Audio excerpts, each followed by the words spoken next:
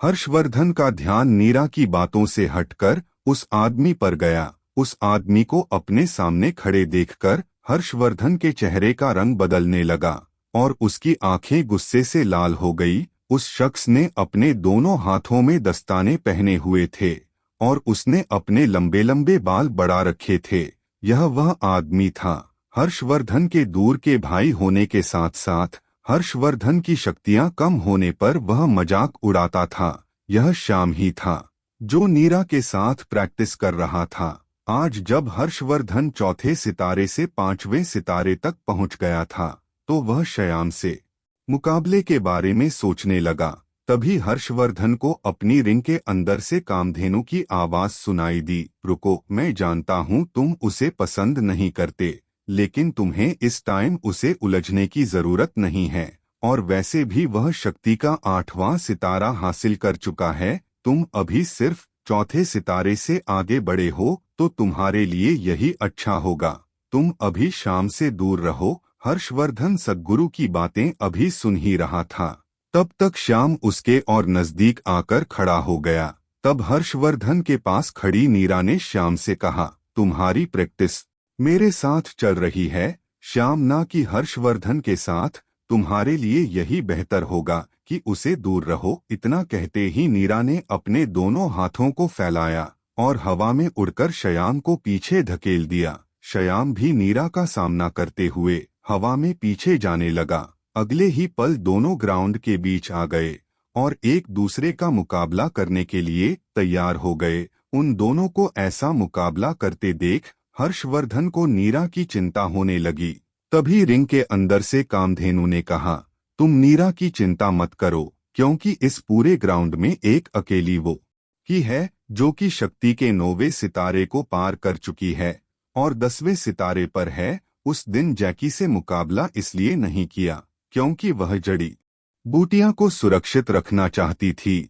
हर्षवर्धन ने कहा, मुझे पता है। फिर कामधेनु ने हर्षवर्धन को देखते हुए पूछा, आखिरकार इतने परेशान क्यों हो रहे हो? अच्छा, अब समझ में आया। सोमरस धारा के लिए रुपयों का इंतजाम करना है, इसलिए परेशान हो। लेकिन तुम तो अपने पिताजी की मदद भी नहीं लेना चाहते और नीरा की भी मदद नहीं लेना चाहते। फिर कहाँ से करोगे इंतजाम? हर्षवर्धन कामधेनु की बात जरूर सुन रहा था, लेकिन उसका पूरा ध्यान मुकाबले पर था। उधर कामधेनु फिक्र करते हुए दोबारा पूछने लगा, लेकिन मैं तुमसे कुछ पूछ रहा हूँ। लेकिन हर्षवर्धन ने कोई जवाब नहीं दिया।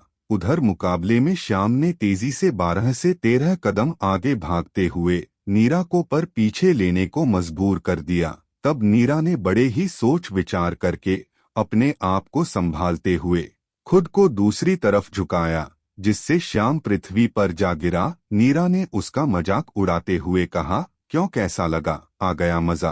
और कोशिश कर लो। उधर कामधेनु की छटपटाहट से हर्षवर्धन का अपनी रिंग पर ध्यान गया। कामधेनु ने हर्षवर्धन से दोबारा पूछा, मैं तुमसे कुछ पूछ रहा हूँ कि तुम पैसों का कहाँ से इंतजाम करोगे?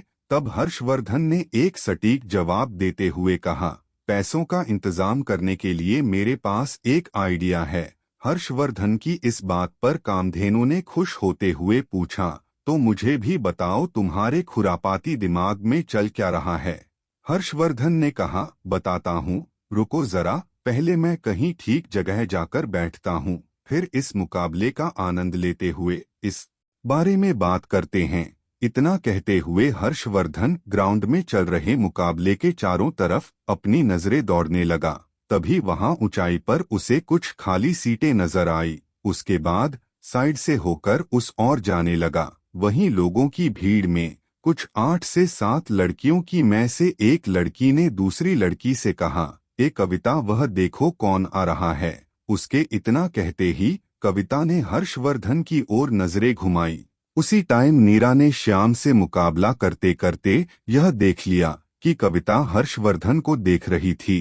कविता वह लड़की थी जिसने हर्षवर्धन की शक्तियों का सितारा गिरने पर दूरी बना ली थी, लेकिन आज हर्षवर्धन की शक्तियां बढ़ने से वह कुछ अलग ही नजर आ रही थी। इसी वजह से कविता आज उससे बात करना चाह रही थी।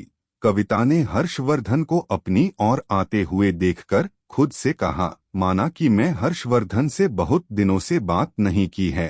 हो सकता है वह मुझसे नाराज ही ना हो, और हो सकता है कि वह मुझे आज भी पसंद करता हो। एक बार तो मुझे बात करनी ही चाहिए।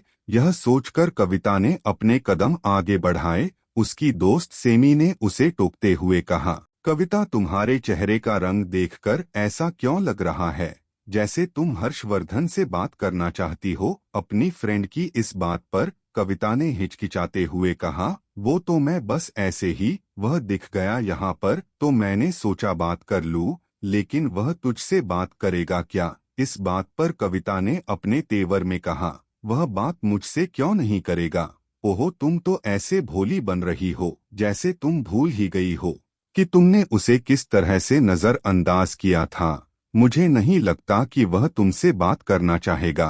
तब कविता ने उसकी बातों को दरकिनार करते हुए आपने उसी अंदाज में कहा, ऐसी बात है तो फिर देख लेते हैं। कविता की उस बात का जवाब देते हुए उसकी फ्रेंड ने तुरंत जवाब देते हुए कहा, हाँ ठीक है, चलो फिर देखते हैं। कविता और उसकी फ्रेंड सेमी दोनों आपस में बात कर ही रही थी। तब तक हर्षवर्धन मुकाबले को देखते हुए उनके पास आ गया। मौका मिलते ही कविता ने अपना एक हाथ उसकी तरफ करते हुए उसको पुकारा, ऐ हर्षवर्धन सुनो। लेकिन हर्षवर्धन इस तरह से आगे बढ़ रहा था जैसे कि उसने कुछ सुना ही ना हो। यह सब देखकर कविता की फ्रेंड सिम्मी और वहां बैठी दूसरी लड़कियों उस पर हंसने लगी, उन सभी के हंसते हुए चेहरों की तरफ। जैसे ही कविता ने गुस्से से मुड़कर देखा, सभी ने हंसना बंद कर दिया। तब तक हर्षवर्धन उसके बहुत ही पास जा चुका था।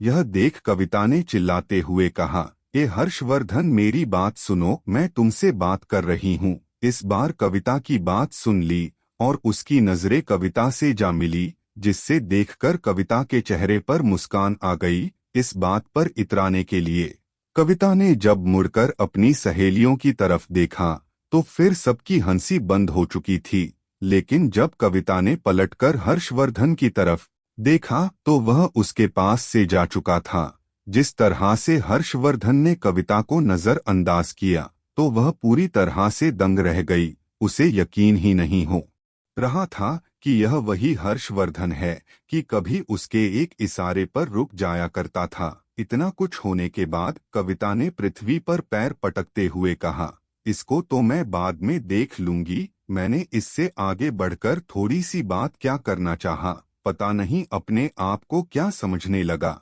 इतना कहकर कविता वापस अपनी जगह पर बैठ गई। हर्षवर्धन को भी वह जगह मिल गई जिसको वह ढूंढ रहा था और वो वहां जाकर बैठ गया। वहीं दूसरी तरफ ग्राउंड में श्याम के हमले से अपने आप को बचाते हुए नीरा की नजर हर्षवर्धन पर थी, जो यह देख चुकी थी कि हर्षवर्धन ने किस तरह से कविता को नजरअंदाज किया था। नीरा के चेहरे की मुस्कान साफ जाहिर कर रही थी वह हर्षवर्धन के इस फैसले से काफी खुश थी।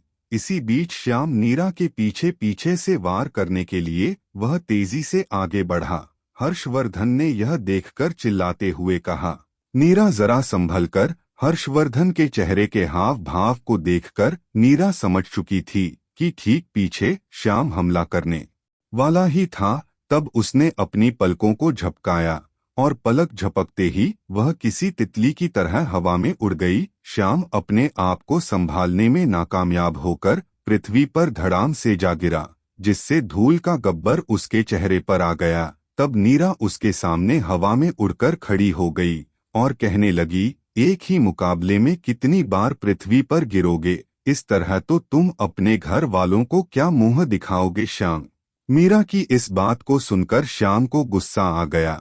वह पृथ्वी से उठकर वह उस पर हमला करने के लिए आगे बढ़ा। यह देख नीरा ने अपने हाथ के मुक्के से उसके सीने पर वार किया। नीरा के इस बार से श्याम उड़ते हुए ग्राउंड के बाहर जा गिरी। नीरा के इस जोरदार हमले से श्याम चारों खाने चित हो गया और यह मुकाबला नीरा जीत गई। इस मुकाबले को देख रहे ग्राउंड में बैठे सभी लोग तालियां बजाकर नीरा को बधाइयां दे रहे थे। नीरा भी अपने साथ इस जीत की खुशी को समेटते हुए हर्षवर्धन के पास जाकर बैठ गई उधर श्याम मुकाबला हारने के बाद नीरा और हर्षवर्धन को साथ देखकर और गुस्सा हो गया। उसने अपने आप से कहा, हर्षवर्धन कब तक खैर बनाएगा? तू एक बार मुकाबला करने के लिए मेरे सामने ग्राउंड में उतर, फिर देख मैं तेरा क्या हश्र करता हूँ। फिर वह चाहे प्रैक्टिस ही क्यों ना हो। खुद से बात करते हुए श्याम अपने लोगों के साथ जाकर बैठ गया। वही ग्राउंड में प्रैक्टिस के लिए फिर से गोरखा दल के 2 योद्धा मुकाबला करने की प्रैक्टिस करने के लिए उतर गए। इधर जैसे ही श्याम अपने फ्रेंडों के साथ जाकर बैठा, उसने देखा उसके साथ के सभी व्यक्ति इस टाइम हर्षवर्धन और नीरा को ही देख रहे थे, जो कि हंस हंस कर बातें कर रहे थे। उन दोनों को इस तरह से हंसते हुए देखकर श्याम से रहा नहीं गया। उसने गुस्से में खड़े होकर खुद से कहा, यह दोनों शायद मुझ पर ही हंस रहे हैं।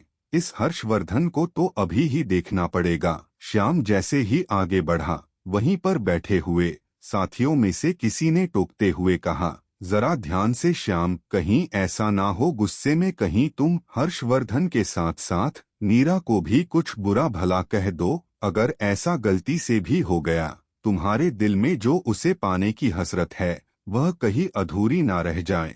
अपने फ्रेंड से इतना सुनने के बाद श्याम ने हाँ इशारे में अपना सिर हिलाया और एक लंबी सांस लेते हुए आगे निकल गया। श्याम नीरा और हर्षवर्धन के पास पहुंच गया। वह दोनों अभी भी इसी तरह से हंसते हुए बात कर रहे थे।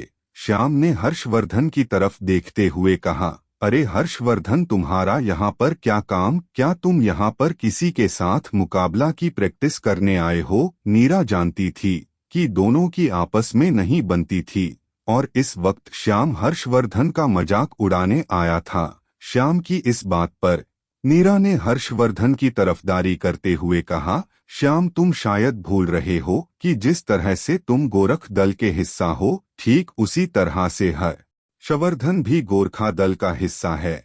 वह कभी भी मुकाबले की प्रैक्टिस देखने के लिए यहाँ आ सकता है। नीरा की बात पर श्याम ने कहा, लेकिन इस तरह से मुकाबले की प्रैक्टिस देखने से तो काम नहीं बनेगा ना। अगर हर्षवर्धन को हमारे गोरख दल का नाम रोशन करना है तो उसे किसी न किसी के साथ मुकाबला करने के लिए ग्राउंड में तो उतरना चाहिए। क्यों हर्षवर्धन? ठीक कहा ना मैंने? हर्षवर्धन इस बात का कोई जवाब देता उससे पहले ही नीरा ने तुरंत कहा, अभी इसकी कोई जरूरत नहीं है।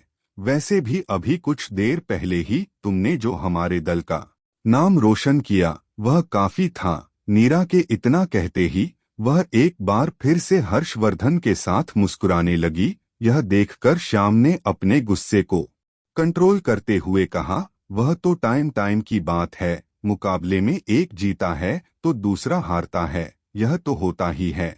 लेकिन असली योद्धा वही होता है जो ग्राउंड में उतरकर प्रैक्टिस करता है। तब नीरा ने कहा, तुम हर्षवर्धन की चिंता मत करो श्याम, वैसे भी तुमने ही कहा ना कि टाइम की बात है, तो टाइम आने पर तुम्हारा मुकाबला एक दिन हर्षवर्धन से जरूर होगा। नीरा की इस बात को सुनकर श्याम के खुरापाती दिमाग में एक तरकीब आई और उसने अपना दांव खेलते हुए कहा, अच्छा तो ऐसी बात है, लेकिन मुझे हर्षवर्धन को देखकर ऐसा नहीं लगता कि कभी ऐसा टाइम आएगा जब हर्षवर्धन मेरा मुकाबला कर पाएगा। इस बात पर नीरा ने हर्षवर्धन के कंधे पर हाथ रखते हुए विश्वास दिलाया और शक्ति से श्याम को जवाब दिया, आएगा, जरूर आएगा। इस मौके का फायदा उठाते हुए श्याम ने तुरंत ही कहा, ठीक है नीरा, अगर ऐसी बात है तो वह दिन आज ही तय कर लेते हैं जब हर्षवर्धन मेरे साथ मुकाबला करने के लिए ग्राउंड में उतरेगा। श्याम के इतना कहते ही मेरा थोड़ा हहड़ बढ़ाने लगी। उसके चेहरे का रंग उड़ने लगा, जिसे देखते हुए श्याम ने हंसते हुए बेशर्मी से कहा, क्यों, क्या हुआ? निकल गई तुम्हारी हवा? कहीं तुम डर तो नहीं गई? यह सोचकर हर्षवर्धन मेरे साथ मुकाबला करेगा तो कहीं उसे कुछ हो गया तो? अपने खिलाफ इतनी बातें सुनकर हर्षवर्धन का खून खोलने लगा। उसे रिंग के अंदर से कामधेनु और नीरा ने दोनों ने रोकने की कोशिश की, लेकिन हर्षवर्धन के इरादे कुछ अलग ही नजर आ रहे थे। वह अपने आप को बड़ी मुश्किल से ही कुछ करने से रोक रहा था। अगले ही पल हर्षवर्धन सीढ़ियों से नीचे उतरने के लिए आगे बढ़ा, लेकिन श्याम ने उसे उकसाते हुए कहा, ग्राउंड से बाहर जाने से कुछ नहीं होता हर्षवर्धन, अगर तुम्हें बाहर ही जाना है तो इस मगध साम्राज्य से बाहर क्यों नहीं चले जाते। अब ग्राउंड में बैठे लोगों का ध्यान मैदान में चल रहे मुकाबले से ज्यादा हर्षवर्धन और श्याम पर था। इतना सुनने के बाद हर्षवर्धन ने अपने आप को रोका, फिर कुछ सोच समझने के बाद फिर से अपने आप को आगे की ओर बढ़ाया, लेकिन तभी श्याम ने अपने बात को पूरा करते हुए कहा, चलो ठीक है हर्षवर्धन, हम ऐसा करते हैं, 2 साल बाद होने वाले युद्ध प्रतियोगिता के टाइम हम दोनों के बीच एक फाइट तय करते हैं। बोलो क्या तुम इस चुनौती के लिए तैयार हो। श्याम के इतना कहने के बाद अब सभी का ध्यान हर्षवर्धन पर था। इस बार तो श्याम ने सीधे सीधे ही हर्षवर्धन को मुकाबला करने के लिए ललकार दिया था। आगे की स्टोरी को सुनने के लिए हमारे चैनल अधिकाल ज्ञान स्टोरी को सब्सक्राइब करें, शेयर करें और सुनते रहिए हर्षवर्धन एक सुपर योद्धा।